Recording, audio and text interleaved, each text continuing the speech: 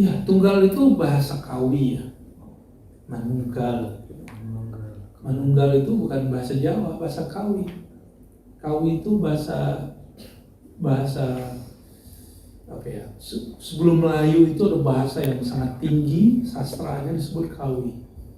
Contoh, kita nyebut bulan itu apa? Itu bahasa Arab. Nah, kalau orang Jawa lama tuh nyebut bulan apa? Apa? Chandra apa gitu? Ya, bener Chandra, bener nggak? Itu bahasa Kawi itu. Bahasa sastra. Ya, Surya. Surya. Tata Surya. Itu bahasa Kawi, bukan bahasa Indonesia itu. Tapi sudah masuk jadi bahasa Indonesia. Kelapa, degan, itu bahasa Jawa. Tapi bahasa Kawinya kerambil. Serius. Jadi kerambil itu bukan bahasa Minang, itu bahasa Kawi. Kerambi ya?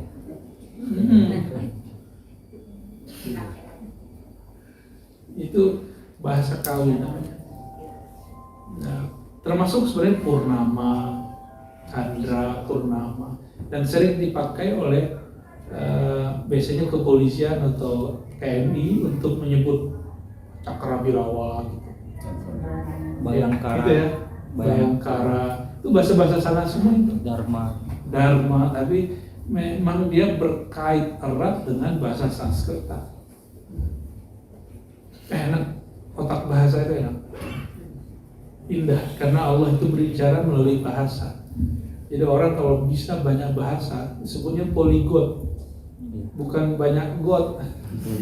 Poligot itu yang bisa ngomong lebih dari satu bahasa. Itu mix jaringan otaknya luar biasa itu. Tapi antum satu bahasa Arab saja dikuasai, indahnya bukan main. Ya. Wahada sarihun mashibli anal qadim subhanahu wa ta'ala la hadda lidhati wa la hurufa li kalami. Beliau ingin bilang bahwa para sufi nggak pernah membayangkan Allah itu terbatas. Maka kalau ada orang bilang ada Tuhan di dalam diriku, dia telah membatasi Tuhan. Yang ada tajalli Tuhan, bayang-bayang atau manifest Tuhan dalam diriku, benar.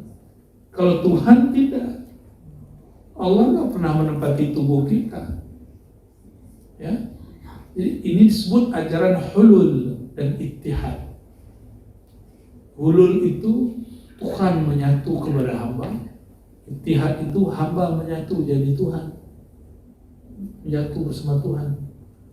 Maka manunggaling kaulo Gusti ini versi yang mana? Kalau Syekh Siti Jenar itu seorang Sunni, nggak mungkin maksudnya ittihad dan hulul versi ahli akidah, yang mungkin versi rasa. Ya.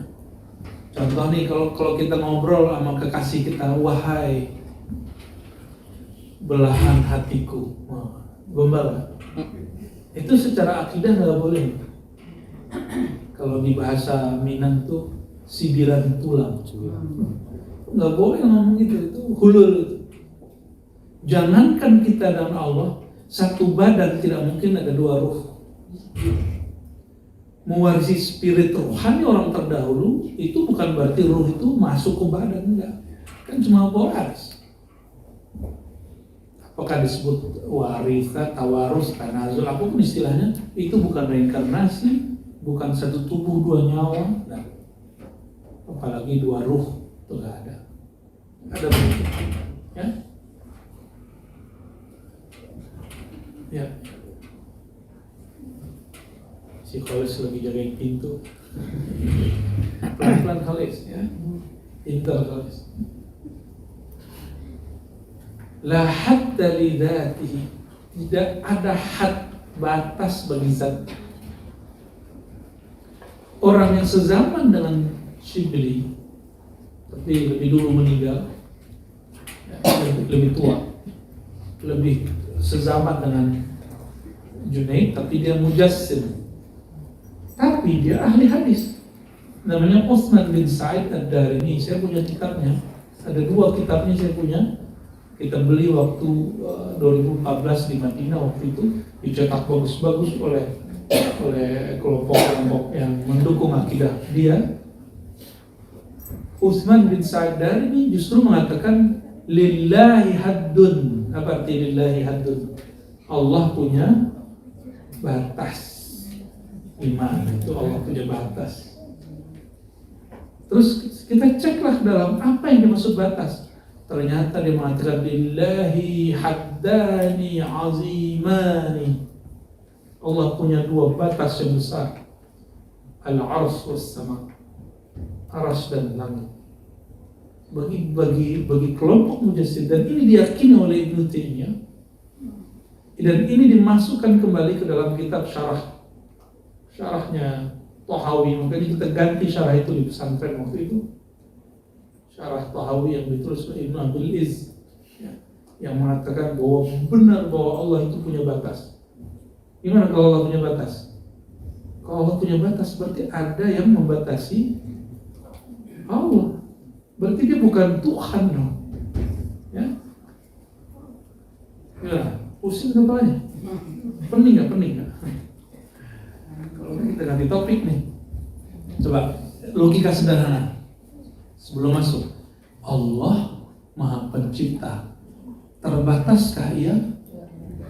Jadi kalau ada orang selevel imam mengatakan di Allah terbatas, berarti ada kesalahan dalam memahami teks. Dan coba cari di Quran, dari awal Quran dari Bismillah sampai An-Nas, tidak ada satu huruf pun yang menyebutkan bahwa Allah berbatas. Tapi kenapa Utsman bin Sa'id Darimi mengatakan yang tadi Mujassim, wafatnya 280 atau 281, diperdebatkan sedikit, ya, satu tahun aja Hijriah. Apa kata dia? Siapa yang menolak bahwa Allah terbatas berarti menolak faqad raddal Quran, telah menolak Al-Quran. Nah ini saya urai panjang-panjang di teologi Muslim Puritan. Gak tahu tuh masih ada nggak tuh? Ntar kita cetak lagi deh ya. Udah habis. Di saya udah saya bagi-bagi, di sisa cuma berapa. Karena bukunya agak berat. Sebenarnya nggak berat ya kalau membaca. Ya. Jadi ada satu istilah apa? Had. Ya. Had. Apa arti had? Batas. Allah punya batasnya. Allah punya limit. Jadi kalau ada orang meyakini Allah punya limit, dalil dia apa? Dalil dia ayat yang sering kita baca, Ar-Rahman 'alal 'arsy istawa. Allah bersemayam di atas aras. Maka aras itu batas Allah. Kata siapa? Utsman bin Sa'id Darimi. Emang ayat itu memang begitu? Enggak. Dia pakai ayat, tapi dia salah membaca ayat. Selevel imam bisa keliru. Oleh karena itu, Syekh Usama Said Al-Azhari waktu di konferensi 2016 itu di Chechnya mengatakan tidak ada akidah muhaddisin itu. Karena muhaddis itu, ilmu hadis itu cuma alat. Muhaddis itu ada yang Mujassim, ada yang Mu'tazilah, ada yang Qadariyah, ada yang Rafidhah, ada yang Khawarij. Tapi kebanyakan ahli hadis itu ahli sunnah wal jamaah, ya. Dan mereka menempuh jalan yang pernah disebutkan oleh Imam Asy'ari. Jadi Imam Asy'ari ini punya dua manhaj. Coba diingat-ingat. Satu, ini balik sono ribet bener, tapi nggak apa ya, biar antum mudah paham ya. Jadi cara memahami sifat Allah. Apa cara memahami sifat Allah bagi Imam Asy'ari? Ya. Imam Asy'ari memahaminya sifatullah. Pertama, namanya taslim wa tafwid. Artinya hampir sama. Menyerahkan makna kepada Allah. Disebut di Quran, yadullah, tangan Allah di atas tangan mereka. Tangan mereka, tangan sahabat. Tangan sahabat sama tangan kita hampir sama. Kalau tangan Allah gimana? Tangan sahabat makhluk, Allah khalik. Bisakah membayangkan? Enggak. Karena kita tidak tahu hakikatnya, kita katakan Hanya Allah yang tahu makna iyad. Tapi kami yakin iyad itu sifat Allah. Jadi tidak usah ditakwil. Ini namanya tafwid atau taslim. Bukan halim ya. Halim yang ini sama suaminya ini. Di Quran ada istawa, bersemayam. Bersemayam itu sudah terjemahan. Sengaja pakai terjemahan bersemayam supaya nggak kebayang, karena itu bahasa lama, itu bahasa Kawi juga itu. Jadi disebut bersemayam. Padahal istawa bisa berarti berkehendak. Istawa itu maknanya lebih dari 15. Kenapa Ibnu Taimiyah memilih istawa itu istiqrar? Nah, ada istawa. Ini masih Buya Imam.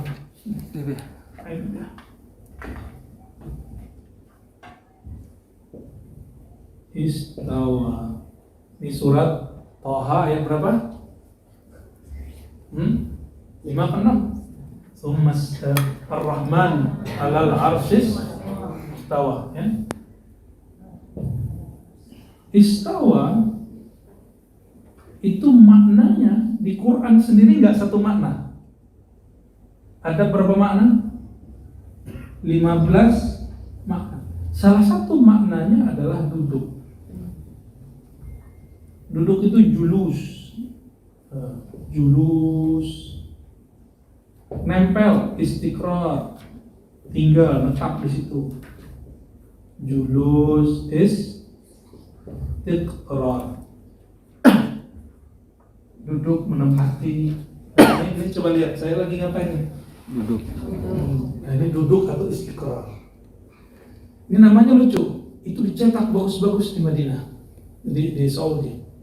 Saya lupa nama depan, tapi nisbat belakangnya Ad-Dashti. Kayak nama mainan mobil-mobilan bocil-bocil itu. Dashti. Apa kata Dashti? Dia nulis buku Isbatul Julus, menetapkan julus, duduk bagi Allah Ta'ala. Jadi Allah itu betul duduk, kata dia. Dan kitabnya dicetak di Saudi. Jadi tahun-tahun 80, 90, 2000-an itu adalah tahun kebangkitan akidah jismiyah, tajsimiyah yang muncul di negara Saudi. Maka sekarang ulama-ulama yang tadinya malu-malu untuk menunjukkan dia Ahlus Sunnah Asy'ariyah, Maturidiyah, sekarang muncul lagi. Nah, yang bisa bahasa Arab cari nama syekhnya, Syekh Abdul Ilah Al-Arfaj. Dia debat. Dia tinggal di Ahsa dengan utara. Di utara itu banyak Syafi'iyah, sebagian juga ada Syiah, ada macam kelompok di situ. Tapi mayoritas bermazhab Ahlus Sunnah wal Jamaah, aqidah Imam Asy'ari, fikihnya fikih Imam Syafi'i. Debat masalah status Imam Nawawi. Ini sudah beberapa bulan ini belum selesai. Saya kan ngikutin terus. Jadi di YouTube kita sering nontonnya yang begitu. Nonton di YouTube, nonton siapa ya? Nonton ada. Nah, itu bang perjanjian dia itu. Kita kan udah punya channel. Channelnya Tarekat Cafe. Itu punya Tarekat Cafe ya. Ya kita kan siapa aja boleh merekam, silakan. Ya. Siapa boleh ngambil download, ambil, karena bagi kita ilmu ini bukan milik kita. Ya. Ilmu ini milik Allah Subhanahu wa Ta'ala. Kalau benar berarti kita tepat menjelaskan. Kalau keliru, kita minta ampun kepada Allah dan kita koreksi, sampaikan kepada khalayak kami keliru. Kita nggak akan ngotot juga saya benar kok. Nggak akan ngotot juga.